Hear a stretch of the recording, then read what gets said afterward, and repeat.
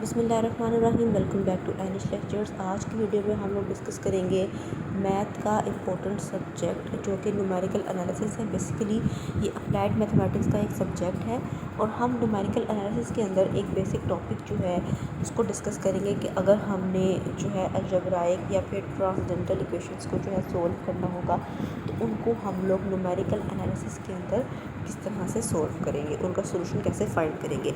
सबसे पहले बात कर लेते हैं थोड़ी सी न्यूमेरिकल एनालिसिस के ऊपर कि ये हमारे पास अप्लाइड मैथमेटिक्स की जो है एक ब्रांच है और ये डील करती है with the design analysis and implementation of the algorithm for solving mathematical problems numerically often using computers. Numerical analysis क्या करता है, ये एल्गोरिथम को डिज़ाइन करता है, उसको एनालाइज करता है और फिर जो है वो उसको इम्प्लीमेंट करता है ताकि हम लोग अपने मैथमेटिकल प्रॉब्लम्स को न्यूमेरिकली सॉल्व कर सकें।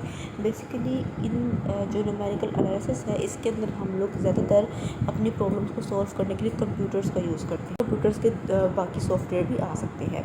एक्यूरेट जो सोल्यूशन होता है किसी भी इक्वेशन का, चाहे वो इंटीग्रल हो डिफरेंशियल हो, उसको ईजिली हम लोग फाइंड आउट कर सकते हैं। अब इसकी एप्लीकेशन की बात करते हैं। सबसे पहले तो हमारे पास जितनी भी फील्ड्स हैं जिसके अंदर हमारे पास साइंस आ जाती है, इंजीनियरिंग आ जाती है, कंप्यूटर साइंस आ जाती है, उसके अंदर क्या है कि ये जो न्यूमेरिकल एनालिसिस है बहुत इंपॉर्टेंट रोल प्ले करता है क्योंकि हम लोग इन तमाम चीज़ों के अंदर जो है वो कंप्यूटेशनल मेथड्स को यूज़ कर रहे होते हैं अपनी चीज़ों को सोल्व करने के लिए। ठीक है, कंप्यूटेशनल मेथड की बात आएगी, अप्रोक्सीमेशंस की बात आएगी, तो वहाँ पे जो किसी भी प्रॉब्लम को सोल्व करने के लिए हम लोग न्यूमेरिकल एनालिसिस को यूज़ करेंगे। कर लेते हैं अलजेब्राइक इक्वेशंस की। तो हमारे पास पॉलिनोमियल इक्वेशंस जो होती हैं इस तरह की, उनको हम लोग अलजेब्राइक इक्वेशंस बोलते हैं। अब इस इक्वेशन में क्या है, हमारे पास डिग्री है जिसको हम n कहेंगे, मतलब कि हमारी उस इक्वेशन के अंदर जितनी सबसे हाईएस्ट पावर का जो है वो वेरिएबल मौजूद होगा तो उसको हम उसकी डिग्री बोलेंगे। इसके अलावा हमारे पास जो x होता है वो वेरिएबल होता है और साथ में जो हमारे पास कॉन्स्टेंट भी मौजूद होती है। अब इन तमाम चीज़ों को अगर हम मिक्स कर दें विद सम अलजेब्राइक ऑपरेटर्स तो वो हमारे पास अलजेब्राइक इक्वेशन बन जाती है। ठीक हो गया। फॉर एग्जांपल हमारे पास x4 minus 4x square plus 5 equal to 0, ये भी एक अलजेब्राइक इक्वेशन है। इसी तरह x square plus 6x plus 9 equal to 0, ये भी हमारे पास एक अलजेब्राइक इक्वेशन है। अब बात कर लेते हैं an equation which contain polynomials, trigonometric function, logarithm function, exponential function etcetera. तो ऐसी इक्वेशन को हम लोग क्या बोलेंगे, ट्रांसेंडेंटल इक्वेशन। क्या बोलेंगे, ट्रांसेंडेंटल इक्वेशन। हमारे पास ट्रांसेंडेंटल इक्वेशन की जो एग्जांपल है वो कुछ इस तरह से है, x e x is equals to cos x। इसके अंदर हमारे पास ट्रिग्नोमेट्रिक फंक्शन है, इसमें एक्सपोनेंशियल फंक्शन है। इसी तरह यहाँ पे हमारे पास ट्रिग्नोमेट्रिक फंक्शन भी है और एक्सपोनेंशियल फंक्शन भी है। तो वैसे इक्वेशन जिसके अंदर पॉलिनोमियल हो जाए, ट्रिग्नोमेट्री आ जाए, लॉग आ जाए या फिर एक्सपोनेंशियल आ जाए, तो ऐसी इक्वेशन को हम लोग क्या बोलते हैं, ट्रांसेंडेंटल इक्वेशन। अब हमने क्या करना है, हमने जो है इन दोनों इक्वेशंस को, अगर इनमें से कोई भी इक्वेशन चाहे वो अलजेब्राइक हो या ट्रांसेंडेंटल इक्वेशन हो, तो उसको अगर हमने न्यूमेरिकली सॉल्व करना हो, उसके रूट्स फाइंड करने हो, तो वो हम कैसे करेंगे वो हम इस वीडियो में डिस्कस करेंगे।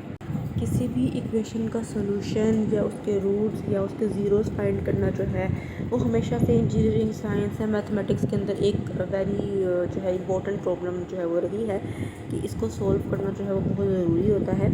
तो हमारे पास जो सबसे पहले बात की जाए रूट की, रूट क्या होता है, तो ज्योमेट्रिकली अगर हम रूट की बात करें तो root of an equation f x is equal to 0 is the value of x at which the graph of the equation y is equal to f of x intersect the x axis.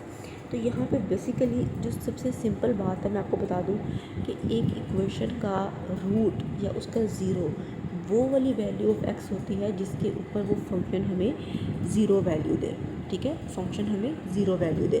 तो जिस value के ऊपर x की function हमें zero की value देगा वो हमारा ज़ीरोस ऑफ द फंक्शन होगा या फिर रूट ऑफ द फंक्शन होगा या रूट ऑफ द इक्वेशन होगी। ठीक है, अब इसी चीज़ को हम लोग ज़रा ज्योमेट्रिकली समझ लेते हैं कि हमारे पास x की वो वैल्यू जिसके ऊपर इक्वेशन जो है या फंक्शन जो है वो हमें ज़ीरो वैल्यू देता है वो हमारे पास रूट हो गया या ज़ीरोस ऑफ द इक्वेशन हो गया। ठीक है, इसकी वो वैल्यू जिसके ऊपर जो हमारा ग्राफ है, जो हमारी इक्वेशन है वो x एक्सिस को इंटरसेक्ट करती है, वो जो वैल्यू x की होगी उसको रूट ऑफ द इक्वेशन भी बोलते हैं। ठीक है, अब यहाँ पे फॉर एग्जांपल अल्फ़ा हमारे पास जो है वो x की वैल्यू है जिसके ऊपर हमें फंक्शन ऑफ जो फंक्शन की वैल्यू है वो ज़ीरो मिलती है।